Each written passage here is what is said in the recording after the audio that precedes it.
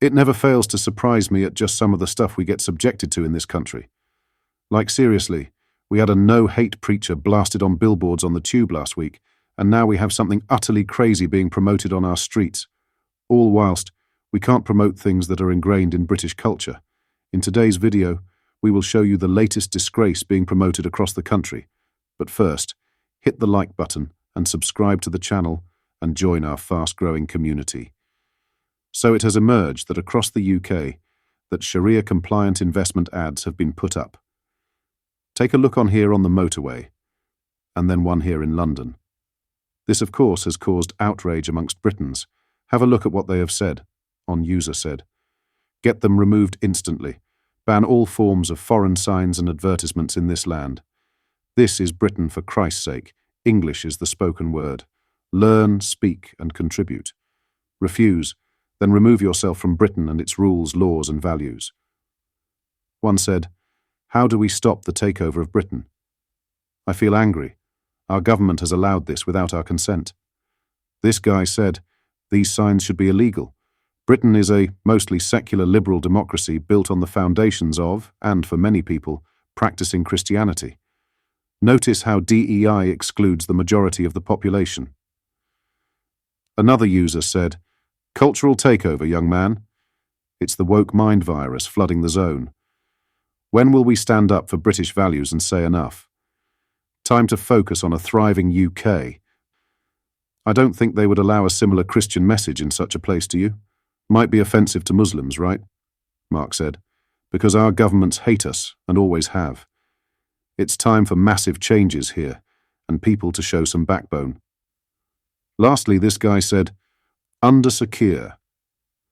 I wonder how much more Arab dirty money will come to the UK as investment and what he will give away in return. I mean, ads in other languages. I can understand the fury. What are your thoughts on this? Let me know in the comments." In other news, Argentina has vowed to launch an urgent investigation after its own officials displayed a map of the country without the Falkland Islands included.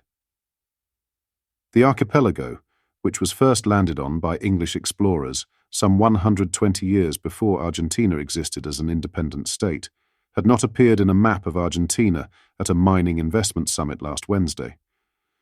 The seminar, headed up by Argentine bigwigs from the country's Secretariat of Strategic Affairs, had seen attendees gather from across the world, including the UK. One Argentinian diplomat, speaking to local outlet A24, had fumed at the omission of the islands, to which Argentina lays claim. He said, "We Argentine representatives couldn't believe what we were seeing. If it was a mistake, it's very serious because it was an official act, and if it was on purpose, it's even more serious because we are relinquishing sovereignty. But after the humiliating territorial own goal sparked uproar in Argentina, the country's government has pledged to take action."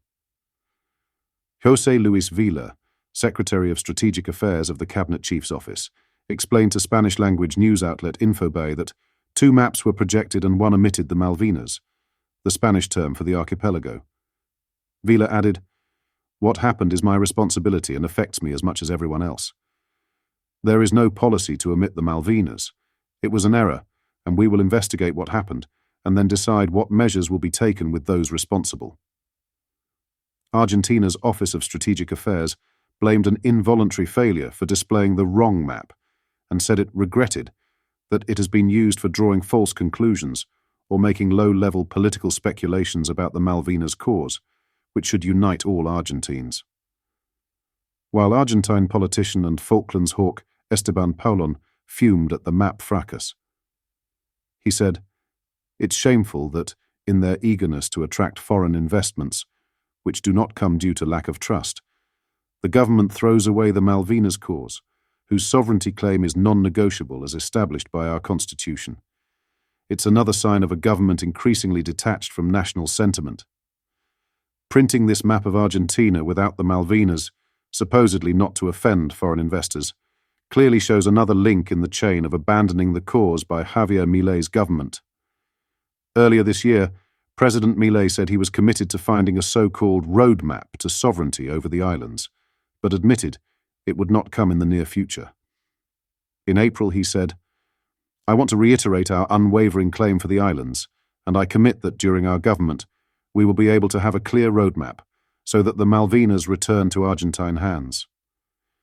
In response to Milei's speech, a Downing Street spokesman said the issue was already settled decisively some time ago, adding that the UK would proactively defend the islanders' right to self-determination. Lastly, Buckingham Palace has attributed a significant delay in publishing royal gift lists to the transition of reign following Queen Elizabeth II's death in 2008, October 2022. The palace's failure to declare official gifts for the past 4 years has drawn criticism from anti-monarchy campaigners who argue for greater transparency. A spokesperson from the palace told the Mail, "We will publish the details when the records are up to date following the transition of reign."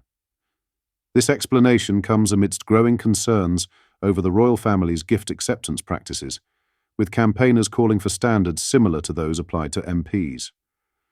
The most recent annual list of official gifts given to working royals was published in April 2020, leaving a substantial gap in public records.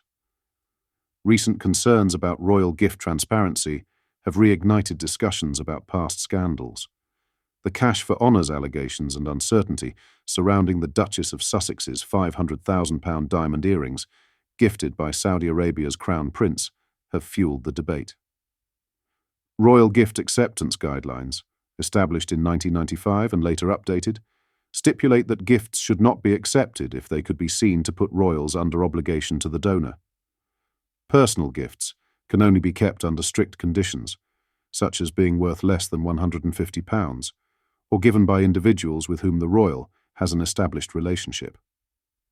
Otherwise, gifts are classified as official and are not considered personal property of individual royals. The lack of transparency in royal gift disclosures has been highlighted by comparing recent practices to historical precedents. While 2,500 items gifted to then Princess Elizabeth for her 1947 wedding were publicly displayed, no list of wedding gifts was published for the Prince and Princess of Wales in 1953-2011. Similarly, only a few official presents for the late Queen's Platinum Jubilee in 2022 were revealed, with uncertainty surrounding gifts received for King Charles's coronation. This contrasts sharply with the expectations placed on politicians, who must declare freebies such as concert tickets and clothing. Graham Smith, Chief Executive of Republic, emphasized the importance of full disclosure, stating, "If we demand high standards from politicians, we must demand those same standards from the royals." The palace's explanation for the delay in gift disclosures comes amid ongoing investigations into royal charitable foundations. What are your thoughts on what we discussed in today's video? Let me know down in the comment section below. If you've not yet already, make sure you do drop a like on this video and subscribe to the channel for more British content. Thank you. Take care. Goodbye.